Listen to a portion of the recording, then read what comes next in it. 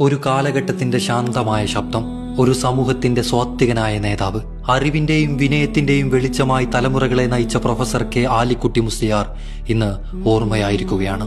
Samastha Kerala Jamiyyathul ഉലമയുടെ general secretary എന്ന നിലയിൽ അദ്ദേഹം വഹിച്ച നേതൃത്വം ഒരു പദവിയുടെ മഹത്വമായിരുന്നില്ല.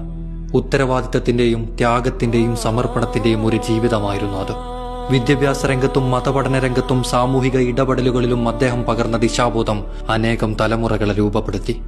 ലാളിത്യവും സൗമ്യതയും നിറഞ്ഞ അദ്ദേഹത്തിന്റെ വാക്കുകളും നിലപാടുകളും പ്രതിസന്ധികളിൽ പോലും ആയിരങ്ങൾക്ക് പ്രതീക്ഷയും ആത്മവിശ്വാസവും നൽകി. സമസ്തയുടെ അമരക്കാരനായും ജാമിയ നൂരിയയിലെ ആയിരക്കണക്കിന് ശിഷ്യന്മാരുടെ പ്രിയ ഉസ്താദായും പതിറ്റാണ്ടുകളോളം സമൂഹത്തിന് വെളിച്ചമായിരുന്നു അദ്ദേഹം. കേരള സംസ്ഥാന ഹജ്ജ് കമ്മിറ്റി ചെയർപേഴ്സണായും കേന്ദ്ര ഹജ്ജ് കമ്മിറ്റിയുടെ വൈസ് ചെയർമാനായ ആദ്യ മലയാളിയായും അദ്ദേഹം ചരിത്രത്തിൽ ഇടം നേടി.